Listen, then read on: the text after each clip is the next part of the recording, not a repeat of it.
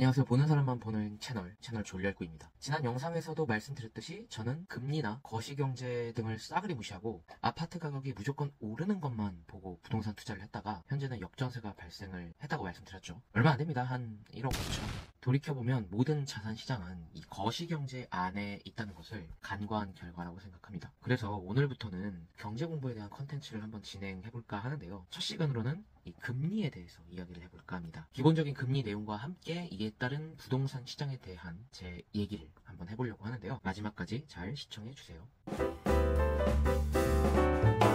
우선 금리는 돈의 이자, 즉 돈의 사용료라고 볼 수 있습니다. 크게 두 가지 종류가 있어요. 하나는 시장금리, 다른 하나는 기준금리인데요. 두 개의 차이는 이렇습니다. 내가 은행에 돈을 예금을 합니다. 그럼 은행은 내 예금에 대한 사용료로 이자를 저한테 주죠. 그리고 여기 다른 A라는 사람이 은행에서 돈을 빌립니다. 그럼 은행은 돈을 내어주고 A는 그에 대한 사용료를 은행에게 주게 되죠. 은행이 나에게 주는 사용료를 예금금리라고 합니다. 그리고 A가 은행에 주는 사용료를 대출금리라고 하고요. 이렇게 돈을 공급해주는 사람과 돈을 필요로 하는 수요자에 의해서 두 개의 금리가 발생을 하죠. 이것을 시장금리라고 합니다. 보통 경제가 좋아지면 돈을 빌리려는 사람이 많아지므로 금리를 보통 높이죠. 은행 입장에서 돈을 빌리는 사람이 많으니까 사용료를 올릴 수밖에 없는 겁니다. 은행도 이득을 취해야 되니까요. 반대로 경제가 좋지 않으면 금리를 낮춰서라도 돈을 쓰게 하려고 하죠. 그런데 이런 금리가 은행마다 제각각이면 시장이 불안정해지겠죠. 그리고 혼란을 주겠죠. 그래서 이를 잡아주기 위해서 한 나라에서는 기준되는 금리가 필요합니다. 이것이 바로 기준금리입니다. 경제가 나쁘면 기준금리를 내려서 돈이 시중에 많이 풀리게 합니다. 단적인 예로 코로나19 때가 그랬죠. 반대로 경제가 좋으면 금리를 높여서 과도한 인플레이션을 막아주려고 합니다. 현재 미국의 상황이 바로 이런 예입니다. 한국의 기준금리가 오르면 원화 가치가 상승하게 되는데요. 쉽게 말해서 금리 자체가 돈에 대한 사용료고 사용료가 올라가게 되었다는 것은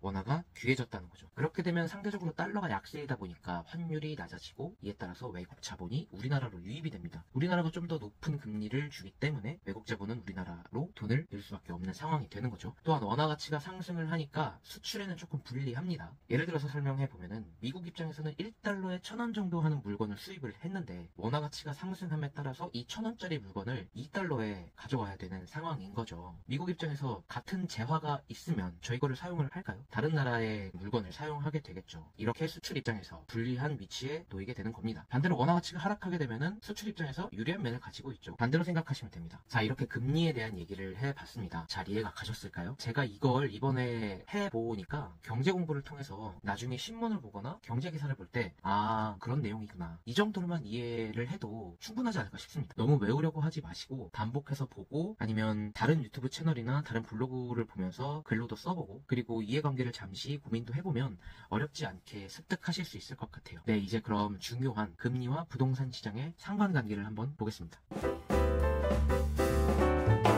지금 보시는 그래프는 2000년 1분기부터 23년 현재까지의 서울 아파트 매매 전세 지수입니다. 추가적으로 24년까지의 한국과 미국의 기준금리도 동시에 나타내봤습니다. 왼쪽에 있는 Y축이 서울 부동산 시장의 매매와 전세 지수를 나타내는 거고요. 오른쪽 Y축은 금리입니다. 2000년 전 세계를 떠들썩하게 했던 닷컴 버블, 인터넷 온라인 관련 분야의 성장에 의한 거품이 2000년과 2001년 이쯤에 펑 하고 터졌죠. 그리고 추가적으로 2001년에는 9.11 테러가 발생을 하게 됩니다. 이로 인해서 미국은 기준금리를 1%대까지 떨어뜨리게 되죠. 이때 우리나라는 콜금리의 영향을 받고 있어서 미국과 같이 큰 하락은 없었습니다만 그래도 좀 떨어지긴 했죠. 그러면서 2004년에는 본격적으로 미국의 금리가 5%까지 오르게 되는데 테이퍼링이 진행된 거라고 볼 수가 있죠. 이때 우리나라도 같이 금리가 오르게 됩니다. 그러다가 미국 금리는 2008년과 2009년 이쯤에서 뚝 떨어지게 되는데요. 이때 글로벌 금융위기가 발발했습니다. 그러면서 미국은 초저금리 시기에 들어가게 되죠. 08년도부터 우리나라도 중앙은행의 기준금리에 따르게 되는데요. 중앙은행에서는 금융위기로 인해서 외국 자본이 우리나라에서 빠져나가는 것을 방지하기 위해서 금리를 올려야 했는데 금융위기 때문에 대한민국 가정경제도 많이 힘들었을 거 아닙니까? 그래서 금리를 올려야 될지 말아야 될지 진퇴양난에 빠져 있었다고 합니다. 이 시기에 서울 아파트 매매지수도 얼어붙은 거 보이시나요? 전세지수가 급격히 상승은 하고 있죠. 사람들이 집 사면 망한다 라는 심리가 이때 시작된 거로 볼 수가 있을 것 같습니다. 중앙은행이 갈팡질팡 못하고 있는 상황에서 미국과 전격적으로 통화스와프가 실행이 됩니다. 연준에서는 한국의 경제 상황을 보증해주기 위해서 이 통화스와프를 실행을 했고요. 이 때문에 외국 자본 유출 대출을 어느 정도 막았고, 그로 인해서 중앙은행은 기준금리를 내리게 됩니다. 1%대부터 서울 아파트 매매지수가 점점 올라가시는 거 보이시죠? 부동산 시장이 얼어붙으니까 정부에서 대놓고 아파트 사라고 광고를 하던 때가 바로 이때가 되겠습니다. 그러면서 17년부터 연준에서 테이퍼링을 실시하게 되고요. 이로 인해서 한국의 기준금리도 슬금슬금 오르려고 하는 찰나에 2020년에 뭐가 터지나요? 맞습니다. 코로나19. 이로 인해서 양적 완화를 통해 돈이 시중에 마구잡이로 뿌려지게 됩니다. 뿌려진 돈들이 자산시장에 들어오게 되면서 보이시나요? 매매 전세할 거 없이 지수가 쭉 치솟게 됩니다. 이때는 부동산뿐만 아니라 주식도 완전히 난리 났었죠. 역대 처음으로 코스피 3000을 돌파했을 때가 바로 이때입니다. 이때부터 부동산은 불패다라는 생각을 가지고 부동산 투자에 뛰어들게 된 겁니다.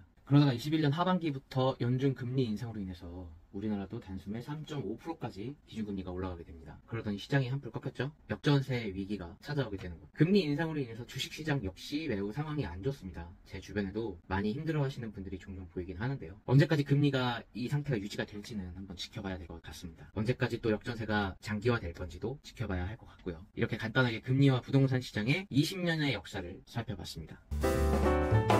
마지막 끝부분에 그래프가 살짝 올라오려고 하는 모습 보이시나요? 여러분은 이 의미가 뭐라고 생각하시나요? 다시 상승 전환인지 아니면 보합의 희망고문인지 알 수가 없죠. 현재 연준이 최근 금리를 동결을 했습니다. 하지만 겨울에 추가 인상의 가능성은 열어둔 상태라 많은 투자자분들의 걱정이 아직은 끝나지 않은 것 같습니다. 이런 상황에서 3.5%라는 기준금리를 가진 우리나라의 중앙은행도 금리를 조절해야 하지 않을까 하는 생각이 듭니다. 그렇게 되면 부동산 상승에 대한 기대감이 조금은 압박을 받지 않을까 싶은데요.